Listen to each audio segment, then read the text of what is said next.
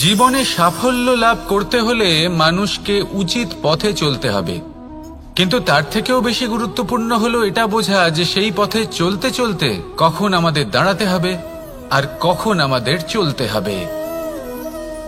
এই শিক্ষা অত্যন্ত গুরুত্বপূর্ণ। এবার দেখুন, ছোট্ট একটা কথা রয়েছে, ওকে আটকিও না, যেতে দাও। এই বাক্যের অর্থ কি?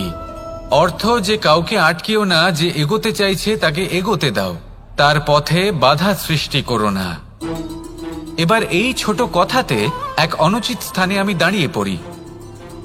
আটকাও, যেতে দিও না। এবার এর অর্থ কি হলো? যে এই ব্যক্তিকে আটকাও, তাকে জীবনে এগোতে দিও না, এর পথে বাধা সৃষ্টি করো।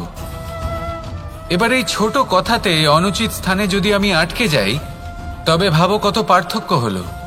এই শিক্ষা কতটা গুরুত্বপূর্ণ সেটা শিখুন, আর এই শিক্ষা আমাদের জীবনে কতটা গুরুত্বপূর্ণ হতে পারে সেইটা বুঝুন।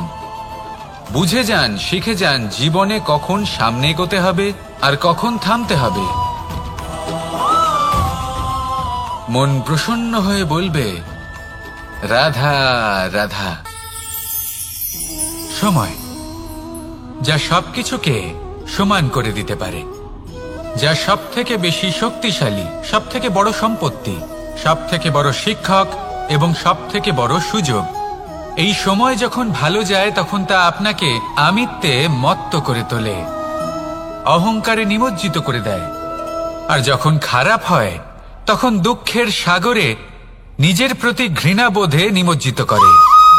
তাই এই সময়ে যা এত শক্তিশালী এক সম্পত্তি, এত মহান একটি ধন, তাকে এমনি এমনি নষ্ট হতে দেবেন না। এই সময়ের সাথে কি করবেন, কিভাবে করবেন তা ভাবতে গিয়ে এবং করতে গিয়ে সময় নষ্ট করবেন না। যদি আপনি এই সময় নষ্ট করেন, তাহলে সময়ও নিশ্চিত করবে যে আপনার সাথে কি করা উচিত।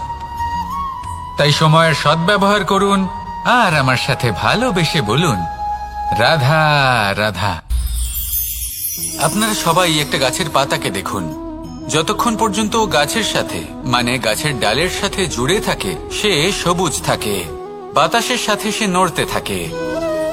যতক্ষণ পর্যন্ত ও সূর্য থেকে পাওয়া রশ্মির শক্তি গাছে পৌঁছে দেয়, ততক্ষণ ও ডালের সাথে যুক্ত থাকে। কিন্তু যখন সেই পাতা শুকিয়ে যায়, তখন তার কোনো গুরুত্ব থাকে না। সেই পাতা গাছের ডালে এবং বৃক্ষের কাছে বোঝা হয়ে থেকে যায়।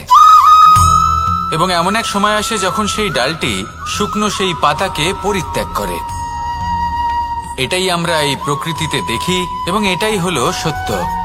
আর এটাই আমাদের জীবনে খুব বড় একটা শিক্ষা। যদি আপনিও নিজের জীবনে নিজের আপনজনদের কাছে বোঝা স্বরূপ হয়ে দাঁড়ান, তাহলে তারা আপনাকে যতই ভালোবাসুক না কেন, ওনারা যদি নাও চান, তাহলেও এমন এক দিন আসবে যখন আপনার আপনজন আপনাকে পরিত্যাগ করবে। সেই জন্য সবসময় আত্মনির্ভর হয়ে ওঠার চেষ্টা করুন, নিরন্তর পরিশ্রম করতে থাকুন, কারোর ওপর বোঝা হয়ে থাকবেন না, বরং তার সাথে মিলে দায়িত্ব পালন করুন।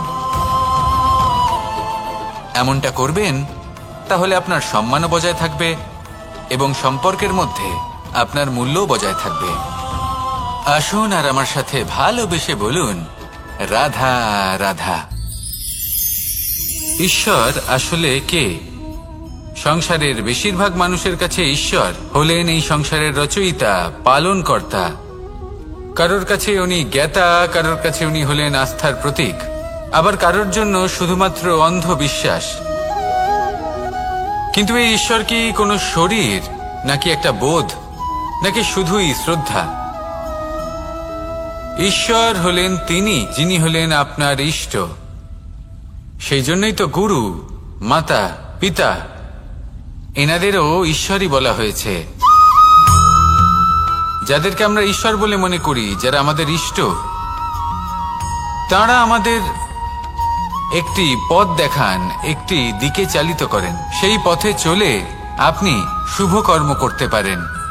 আর যখন কোনো ব্যক্তি তার ঈশ্বরের আদেশ পালন করেন, তখন সে নিজে থেকেই শুভ পথে অগ্রসর হয়ে যান। বেশ কয়েকজন মানুষ ঈশ্বরের ওপর আস্থা রাখেন এবং ভাবেন যে অনুচিত কোনো কাজ করা উচিত নয়, ঈশ্বর দেখছেন। ওনারা ভয় পান যে কোনো অনুচিত কর্ম করলে কে জানে তার পরিণাম কি হবে। এমন অনেক ব্যক্তি রয়েছেন যারা ঈশ্বরকে বিশ্বাস করেন এবং জানেন যে ঈশ্বর তাদেরকে দেখছেন, তাই যে যে শুভ কর্ম ওনারা করেছেন তার ফল তারা অবশ্যই পাবেন। এবার আপনি ভয় পেয়ে ঈশ্বরকে বিশ্বাস করবেন নাকি বিশ্বাসের দ্বারা ঈশ্বরকে বিশ্বাস করবেন, সেই সিদ্ধান্ত আপনারই। কিন্তু হ্যাঁ, যদি আপনার মনে ঈশ্বরের জন্য কোনো স্থান থাকে, যদি আপনার কোনো ইষ্ট থাকেন, যদি আপনি কাউকে ঈশ্বর মনে করেন, যার প্রত্যেক আদেশ আপনি পালন করে থাকেন, তাহলে বলি ঈশ্বর কখনো আপনাকে অনুচিত পথে চালিত করবেন না। আসুন আমার সাথে ভালোবেসে বলুন, রাধা রাধা। কথায় আছে যে স্বপ্ন এবং লক্ষ্য হলো একটি মুদ্রারই দুটি দিক।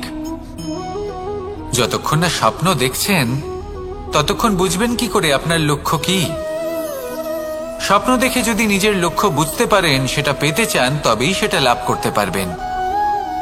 কিন্তু স্বপ্ন এবং লক্ষ্য এই দুইয়ের মধ্যে একটা ভারসাম্য রয়েছে, যেটা বজায় রাখা প্রয়োজনীয়। একে আমরা বলে থাকি পরিশ্রম। দেখুন, যদি আপনি স্বপ্ন দেখতে চান তাহলে পরিশ্রম ত্যাগ করে নিদ্রা লাভ প্রয়োজন। কিন্তু যদি আপনি লক্ষ্য লাভ করতে চান তাহলে আপনাকে নিদ্রা ত্যাগ করে পরিশ্রম করতে হবে। তাই আলস্য ত্যাগ করুন এবং সিদ্ধান্ত নিন যে আপনি কি চান। আপনার জীবনের এই তুলাদণ্ডে স্বপ্নের পাল্লা ভারী হওয়া প্রয়োজন নাকি লক্ষ্যের? আমার মতে এই দুইয়ের মধ্যে যদি ভারসাম্য বজায় রাখেন তবে পথ নিজে থেকেই সামনে আসবে। শুধু সেই পথে অগ্রসর হতে থাকুন এবং আমার সাথে ভালোবেসে বলুন, রাধা রাধা।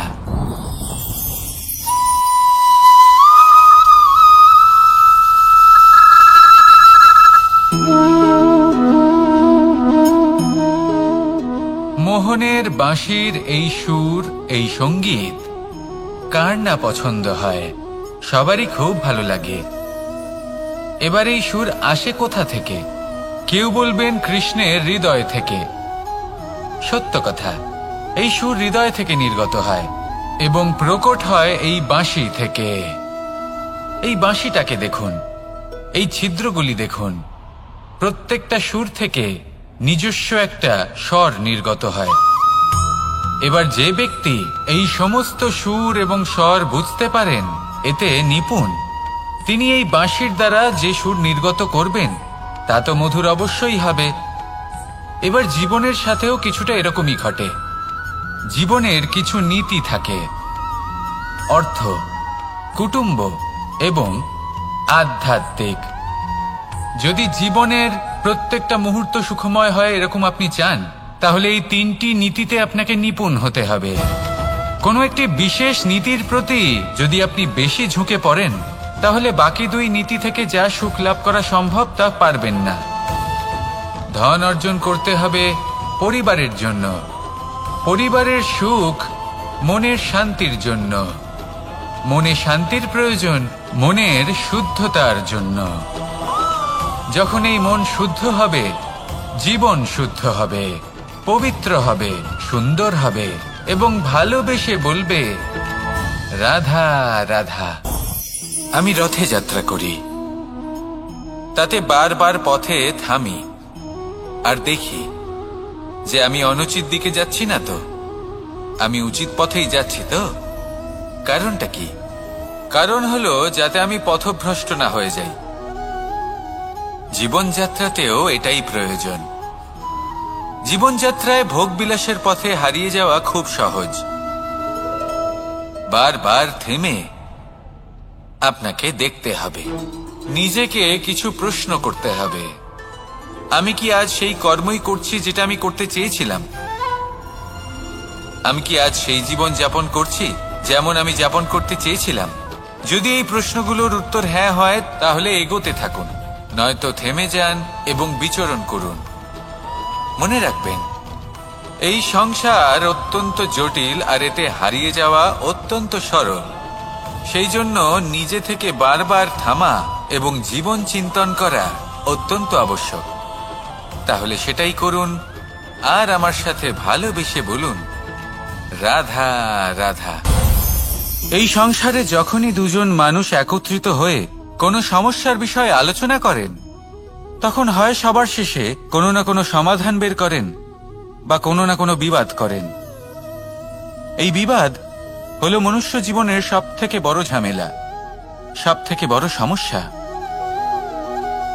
ভেবে দেখুন এই বিবাদ কেন হয়? তখনই হয় যখন বার্তালাপ ঠিকমতো হয় না। আর বার্তালাপ ঠিকমতো কেন হয় না? কারণ বেশিরভাগ সময় মানুষ একটাই ভুল করে বসে। সামনের মানুষের কথা শোনেন, কিন্তু তার উত্তর দেওয়ার জন্য, তার কথার মর্ম বোঝার জন্য নয়।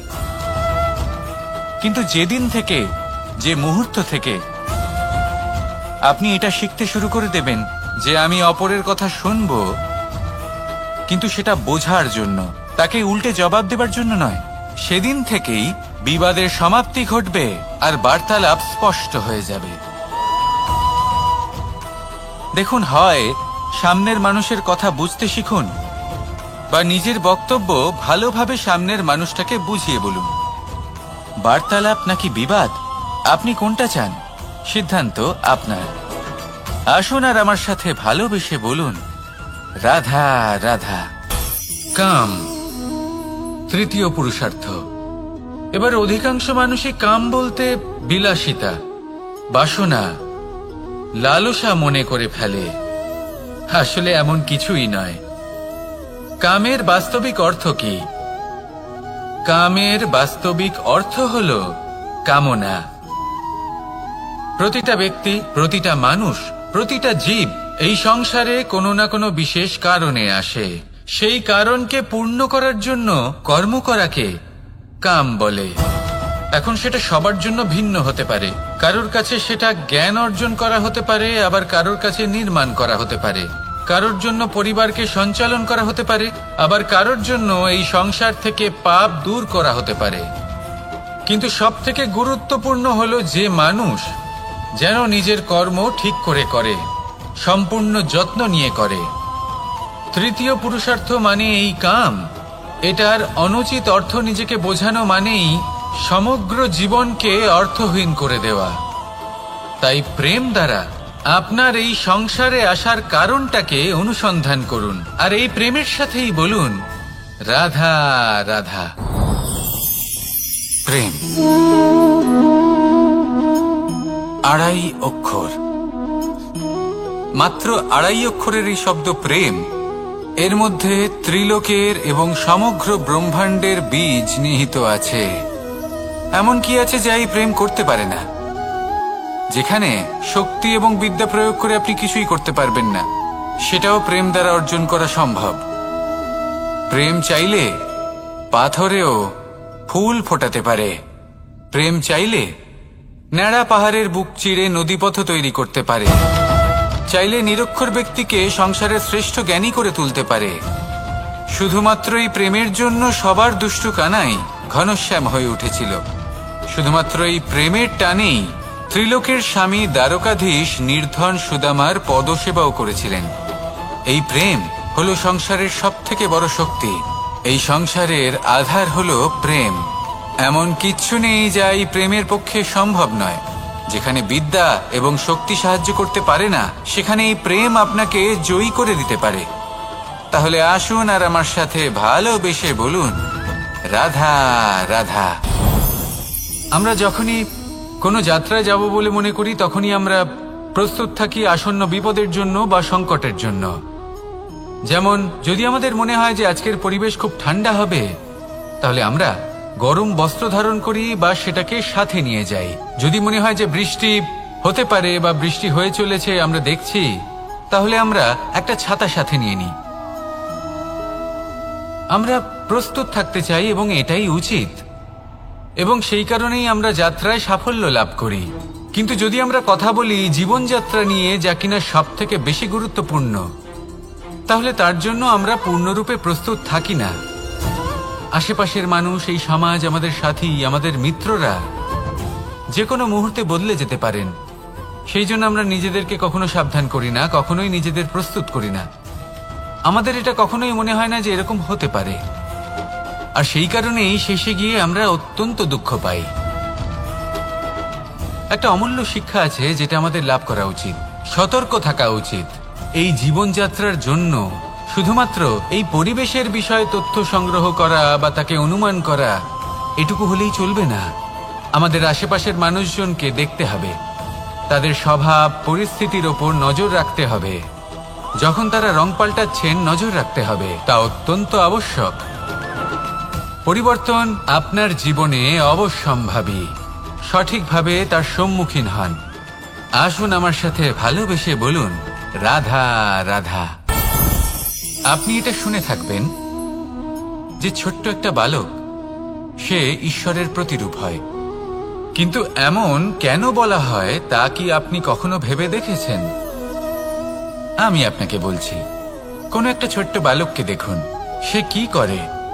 সকলকে সমান চোখে দেখে। ওর মনে না কোনো ছলনা রয়েছে, না কোনো কপটতা, না অহংকার রয়েছে, আর না কোনো বিষয় নিয়ে কোনো চিন্তা। সকলকে সে সমান চোখে দেখে আর নিজের মধ্যেই প্রসন্ন থাকে, সকল বিকার থেকে মুক্ত। এগুলোই তো সেই গুণ সেই বালকের মধ্যে, যা হলো ঈশ্বর স্বরূপ। এবার ভেবে দেখুন, যদি প্রত্যেকটা মানুষ এই ছোট বালকের মতো সেই সব গুণ নিজের মধ্যে জাগ্রত করে তোলে, তাহলে কি হবে? তারাও ঈশ্বর তুল্য হয়ে উঠবে। তাই আপনিও এটাই করুন, নিজের মনকে বিকার মুক্ত করুন সেই ছোট্ট বালকের মতো। মনের মধ্যে না কোনো চিন্তা রাখবেন, না মোহ, না ক্রোধ, না কোনো রকমের ছলনা বা কপটতা। সবাইকে সমান চোখে দেখুন আর নিজের মনেই প্রসন্ন থাকতে শিখুন। এই মন প্রেমময় হয়ে বলবে, রাধা রাধা। এই পুস্তক বড়ই কাজের জিনিস। কাহিনী হোক, কবিতা হোক, স্মৃতি হোক, এতে যাই লিখে দেবেন তা ভবিষ্যতের পুঁজি হয়ে যাবে।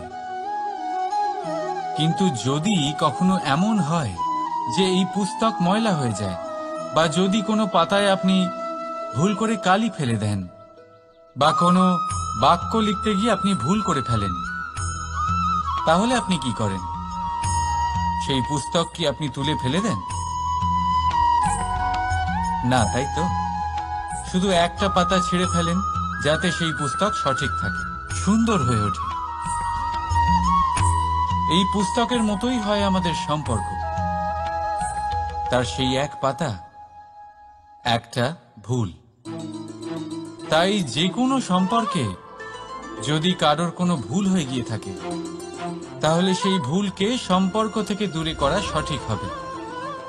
সেই ভুলকে ভুলে যাওয়াই সঠিক হবে। সেই সম্পর্ক ভাঙা নয়, সেই সম্পর্ক সামলে রাখুন। কারণ ভুল তো সবার দ্বারা হয়। যদি এরকম করেন, তবেই জীবনরূপী পুস্তক আরো সুন্দর হয়ে উঠবে। একে অপরকে ক্ষমা করতে শিখুন, একে অপরের ভুলকে ভুলে যেতে শিখুন। তারপর দেখবেন এই জীবনে আরো আনন্দ আসবে, আর এই সম্পর্ক নিঃশ্বাস নিতে থাকবে। রাধা রাধা।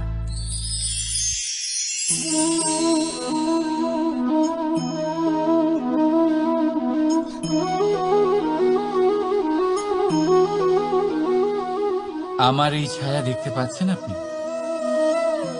প্রকাশের স্রোত যখন মধুর আর দূরে থাকে, তখন এই ছায়া লম্বা হয়ে যায়। কিন্তু যেই প্রকাশের স্রোত মাথার উপরে চলে আসে, এই ছায়ার আকার ক্রমশ ছোট হতে থাকে, আর অন্ধকারে তো এই ছায়া বিলুপ্ত হয়ে যায়। কিছুটা এরকমই হয় আমাদের অহংকার। সুখের আগমন হলে, বৈভবের উপলব্ধিতে এটা বাড়তে থাকে। কিন্তু যেই সংকটের তাপ বেড়ে ওঠে, অহংকার ছোট হতে থাকে। আর যখন সংকটের এই অন্ধকার আমাদের চারিদিক থেকে ঘিরে ধরে, তখন এই অহংকার আমাদের ছায়ার মতোই বিলুপ্ত হয়ে যায়। তাই সেই কারণে আপনার জীবনে সংকটের আগমন আপনার অহংকার নষ্ট করেই দেবে, কিন্তু তার জন্য সংকটের অপেক্ষা কেন করবেন? এই অহংকারকে বাড়তেই দেবেন না, উৎপন্ন হতেই দেবেন না। বিবেকের সুতো দিয়ে বেঁধে রাখবেন একে। দেখুন, আমি শ্রেষ্ঠ, এটা বিশ্বাস করতে কোনো আপত্তি নেই, কিন্তু শুধুমাত্র আমি শ্রেষ্ঠ, আর কেউ নয়। এই আত্মসম্মান নয়, এ হলো অহংকার। আর অহংকার আর কিছুই নয়, শুধু পতনের দিকে প্রথম পদক্ষেপ। আর এই জীবনে পতনের দিকে নয়, প্রেমের দিকে এগিয়ে যান। আর আমার সাথে ভালোবেসে বলুন, রাধা রাধা। আপনি কি কখনো ফলে ফুলে পরিপূর্ণ বৃক্ষ দেখেছেন? তার ডালগুলো কিরকম স্বাধীনভাবে বেড়ে ওঠে, কিন্তু যদি এই ডালগুলো মূলের সাথে ঠিকভাবে যুক্ত না থাকে, সেই বৃক্ষের মূলগুলি গভীর না হয়, তাহলে কি হবে? তাহলে কি সে সেই সব সুবিধা পাবে? কখনোই নয়। সেই বৃক্ষের ডাল পড়ে যাবে, সেই বৃক্ষ ভূমিষ্ঠ হয়ে যাবে। ঠিক সেইভাবেই চিন্তাভাবনার স্বাধীনতার আনন্দ আপনি তখনই আস্বাদন করবেন যখন আপনার শিক্ষা গভীর হবে। তাই স্বাধীন থাকুন দৃষ্টিভঙ্গিতে, কিন্তু যুক্ত থাকুন শিক্ষার সাথে।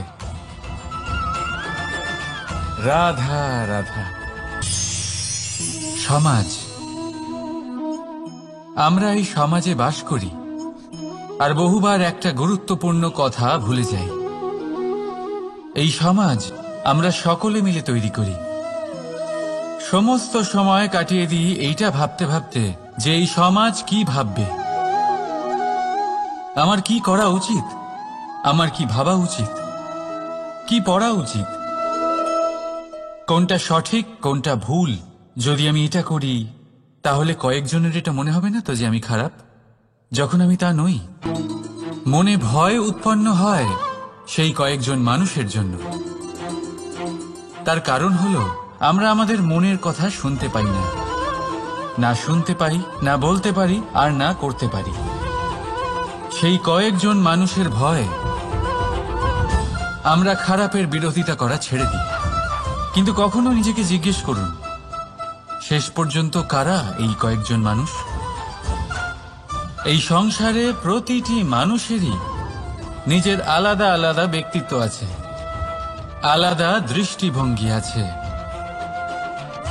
তাই যদি আপনি এটা ভাবেন যে আপনি সবাইকে খুশি করতে পারবেন, তাহলে আপনি ভীষণ বড় ভুল করছেন।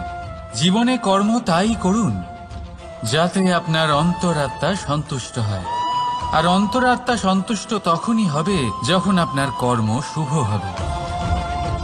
তাই নিজের মনের কথা শুনে এই সংসারে শুভ কর্ম করতে থাকুন, তবেই এই সংসারের কর্মে আপনি সার্থক হবেন। রাধা রাধা। এই পাতাকে দেখুন, কত কোমল, কত শীর্ণ। যদি এর উপরে একটুও জোর খাটান, বেঁকে যাবে। পাতা তো এরকমই হয়, একটু জোর খাটালেই তা বেঁকে যায় এদের নমনীয়তার জন্য। কিন্তু ওদের এই নমনীয়তার জন্য ঝড়ে বিপর্যয়ে ওরা ভেঙে পড়ার থেকে বেঁচে যায়। যদি এদের বদলে কোনো দৃঢ় বৃক্ষ হয়, তখন হাওয়ার তীব্র গতি সে সহ্য করতে পারে না, তার সম্মুখীন হতে পারে না, ভেঙে পড়ে যায় সে। ঠিক সেই রকমই হয় আমাদের সম্পর্ক। যদি এর মধ্যে সেই নমনীয়তা না থাকে, অহংকারের দৃঢ়তা থাকে, সেই সম্পর্ক নষ্ট হয়ে যায়। তাই আনুন এই নমনীয়তা আপনার সম্পর্কে, যাতে কাল যদি কোনো সমস্যা এসে দাঁড়ায়, এই সম্পর্ক যেন না ভেঙে যায়। একবার ওই আকাশের দিকে তাকান, সূর্য চন্দ্রকে দেখে নত হয়ে যায়। আর আমরা তো সাধারণ মানুষ, তাই সম্পর্ক নিচু করবেন না, সম্পর্কের সামনে নত হতে শিখুন। রাধা রাধা। প্রেম, আমরা সকলে প্রেম করি, প্রেম পাওয়ার চেষ্টা করতে থাকি। আর এমনও অনেক মানুষ আছেন যারা প্রেম অর্জন করেও ফেলেন, কিন্তু সেখান থেকে শুরু হয় এক নতুন অধ্যায়ের। আচমকা দুই প্রেমীর কিছু অনুচিত বলে মনে হতে থাকে। আচমকা দুজনে নিজেদের অস্তিত্ব নিয়ে বিচলিত হতে থাকেন। এবার এমন হলে কি করা যেতে পারে? দেখুন, এই হলো হলুদ,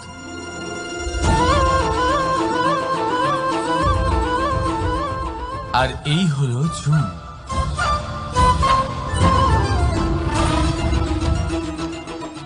এবার এটাকে দেখুন, যখন চুন আর হলুদকে একসাথে মিলিয়ে দেওয়া হলো, তখন ওরা নিজেদের রং ত্যাগ করে দিয়ে একটা নতুন রং তৈরি করল। প্রেমের রঙও কিছুটা এইভাবে অর্জন করা হয়। এখানে কোনো আমি থাকে না, শুধু আমরা হয়, শুধু একাত্ম হয়। সেই জন্য ত্যাগ করুন নিজের অস্তিত্বকে, আর মনের উত্তেজনাকে আলিঙ্গন করুন। তারপর দেখুন আপনার এই প্রেম আপনাকে কোথায় কোথায় নিয়ে যায়। রাধা রাধা। এই সংসারে অসংখ্য মানুষ অর্থ আর সামর্থ্য দিয়ে মূল্যায়ন করেন যে কোনো মানুষের, নিজেদেরও আর অন্যদেরও। আর বহুবার অর্থ আর সামর্থ্য অর্জন করতে গিয়ে আমরা সময়, সম্পর্ক আর স্বাস্থ্য পিছনে ফেলে আসি। আমরা তার খেয়াল রাখি না। ভাবি যে একবার এই অর্থ আর সামর্থ্য অর্জন করে নেওয়ার পর তারপর সময়ও আমাদের কথা মতো চলবে, সম্পর্কগুলো আরো মধুর হয়ে যাবে, আর স্বাস্থ্যও আমাদের হাতের মুঠোয় থাকবে। কিন্তু এই অর্থের জন্য যখন আমরা এই তিনটেই হারিয়ে ফেলি, তখনই আমরা বুঝতে পারি যে আমরা কতটা অর্থহীন ছিলাম। আর তারপরে সংসারের সমস্ত অর্থ সংগ্রহ করে নেওয়ার পরেও আপনি আপনার ফেলে আসা সময় কখনোই ফেরত পাবেন না, না সেই সম্পর্ক আর না সেই স্বাস্থ্য। সেই জন্য এই তিনটির মূল্যই বুঝে নিতে শিখুন অনেক দেরি হয়ে যাওয়ার পূর্বে।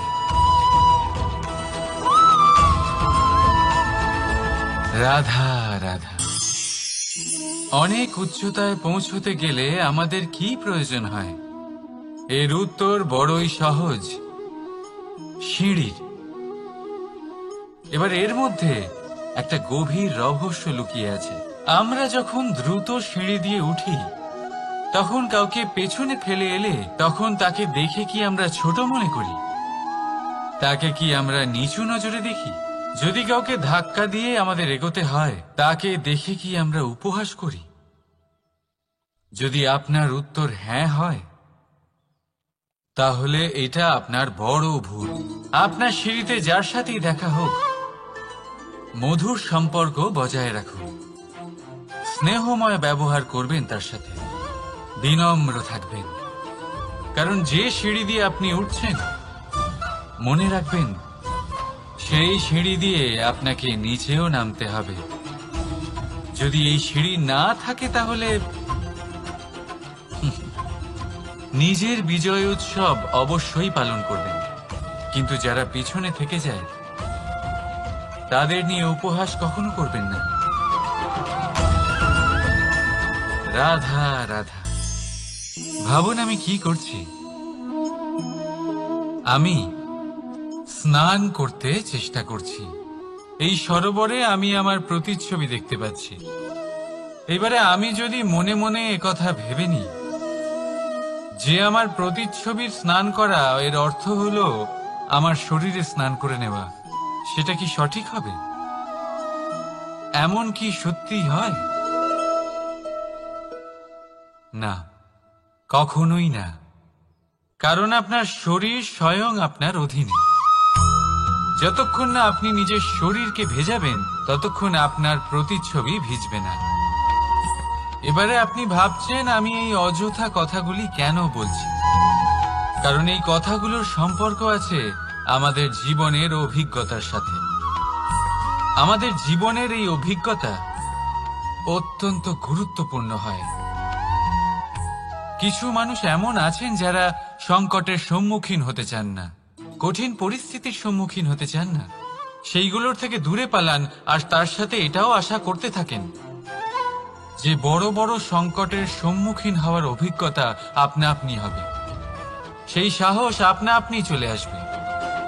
কিন্তু এটা কখনোই হয় না। তাই সংকটের সম্মুখীন হন তার থেকে দূরে না পালিয়ে, কারণ এই অভিজ্ঞতা বসে বসে কখনোই হয় না। তার জন্য আপনাকে সেই পথেই চলতে হবে যেখানে সংকট আছে, বাধা আছে, কঠিন পরিস্থিতি আছে, আর সেই পথে নির্ভয় হয়ে চলতে হবে, তার সম্মুখীন হতেই হবে। তারপর দেখবেন সেই পথে আপনার শক্তি, আপনার সাহস আপনার জন্য অপেক্ষা করছে। রাধা রাধা। ফলটা দেখছেন আপনি? এটা সেই ফল যেটা গাছের সবচেয়ে উঁচু ডালে পাওয়া যায়, কিন্তু যখন এটা খসে পড়ে তখন এটা আকাশের দিকে যায় না যা ওপরে আছে, সে যায় সেই ভূমির দিকে যে নিচ থেকে তার দিকে তাকিয়ে থাকে। কেন? কারণ এই ফলের নিজের উচ্চতার ধারণা মাটির থেকে নিজের দূরত্ব দেখে হয়। এই ব্যাপারটাই আমাদের মানুষের জন্যও খাটে। যদি আপনি সম্পন্ন হন তাহলে তাদের সাহায্য অবশ্যই করবেন যাদের সামর্থ্য আপনার থেকে কম, যাদের সাহায্যের অত্যন্ত প্রয়োজন।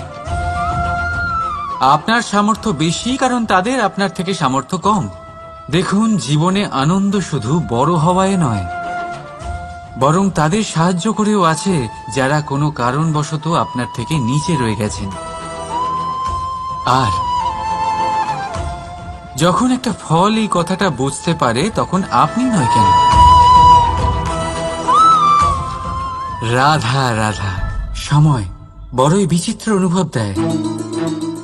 যখন অপেক্ষা করছেন তখন অনেক লম্বা হয়ে যায়। প্রতিটা মুহূর্ত একটা গোটা দিনের মতো মনে হয়। ঠিক সেইভাবেই যদি কোথাও যেতে দেরি হয় তখন সময় দৌড়তে থাকে, প্রসন্নতায় বয়ে যায় আর নিরাশায় থমকে যায়। আপনদের সাথে থাকলে সময়ের খেয়ালই থাকে না, শত্রুদের সাথে থাকলে সেই সময়ই খারাপ হয়ে যায়। কিন্তু এটাই কি সত্যি বাস্তব? না, সময় তো সময়ই হয়, নিজের গতিতেই চলে সে। শুধু সেই গতির আভাস আমাদের মানসিক অবস্থা অনুযায়ী বদলে যেতে থাকে।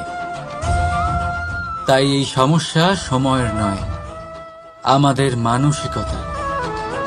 তাই নিজেকে খুশি রাখুন, অন্যদেরও খুশি রাখুন।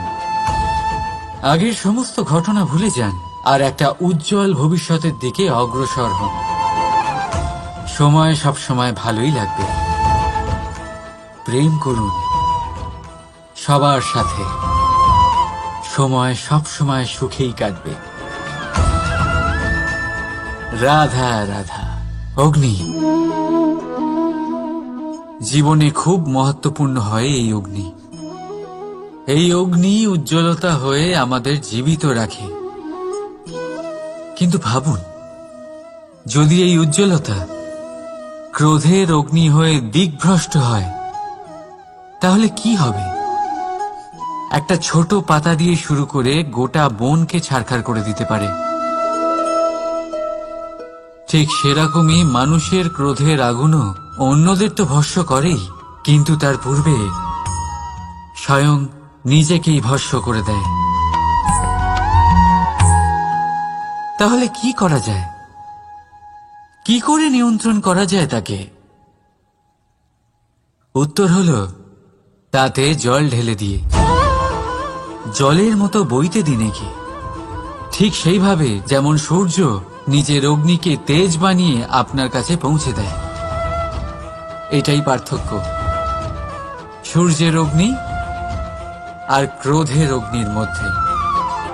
সূর্যের অগ্নি বিচ্ছুরিত হয়ে প্রতিফলিত হয়ে আসে, আর সেই জন্যই তাকে তেজ বলা হয়। অন্যদিকে আমাদের ক্রোধের আগুনের কোনো সীমাই থাকে না। তাহলে নিজের অন্তরের শক্তিকে ক্রোধের আগুন বানিয়ে জ্বালাতে চান, নাকি উজ্জ্বলতা বানিয়ে বিস্তারিত করতে চান? সিদ্ধান্ত আপনার। রাধা রাধা। এই সংসার অনেকটাই বড়, আর আমরা তার কাছে অত্যন্ত নগণ্য। এই সংসারে এমন অনেক মানুষ পাওয়া যায় যারা বোঝান যে এই সংসারটা কতটা বড়, কতটা অদ্ভুত, কতটা সুন্দর। আর এই সংসার রচনা করে পরমেশ্বর কত মহান এক কাজ করেছেন। কিন্তু আপনি এই জীবনে মাত্র কয়েকজন মানুষকেই পাবেন যারা আপনাকে এটা বলবেন যে এই সংসারে আপনি কতটা গুরুত্বপূর্ণ, আপনি কতটা অদ্ভুত। যদি আপনি তাদের সাথে থাকেন তাহলে তারা নতুন কিছু সৃষ্টি করতে পারেন, এই সংসারকে আরো কতটা পবিত্র করতে পারেন। তাই এই সংসারকে গুরুত্ব না দিয়ে সেই মুষ্টিমেয় কিছু মানুষকে গুরুত্ব দিন, কারণ তারাই হলো আপনার আপনজন, আর তারাই আপনাকে সঠিক পথে চালিত করবে। মানুষকে তো বর্ষার স্রোতও বয়ে নিয়ে যেতে পারে, তাকে সাগরও ডুবিয়ে দিতে পারে, কিন্তু গঙ্গা জল সবচেয়ে বেশি শুদ্ধ, কারণ তার কয়েক ফোঁটা মানুষকে মুক্ত করে দেয়। রাধা রাধা। এ হলো একটা পাতলা সুতো। ভাবছি যদি এটা দিয়ে আমি পোশাক বানাই তাহলে নিজের জন্য কত সুন্দর একটা পোশাক বানাতে পারবো। কিন্তু যদি এটা আমি... চিন্তা করবেন না,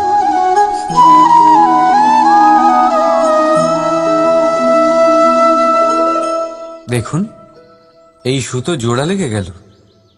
শুধু পার্থক্য হচ্ছে এটাই যে আগের মতো এটা আর সরল নেই, আর এটার দৈর্ঘ্য আগের থেকে কিছুটা কমে গেছে।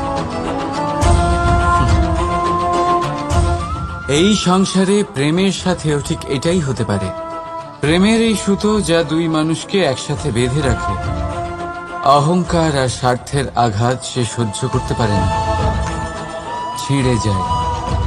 চেষ্টা করলে আবার এই সম্পর্ক হয়তো জোড়া লাগতে পারে, কিন্তু তা আগের মতো কখনোই থাকে না, কারণ মনে গিট পড়ে যায়।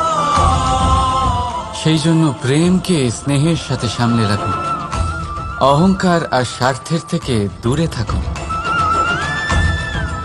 রাধা রাধা। আগুন কি করে? জ্বালায়।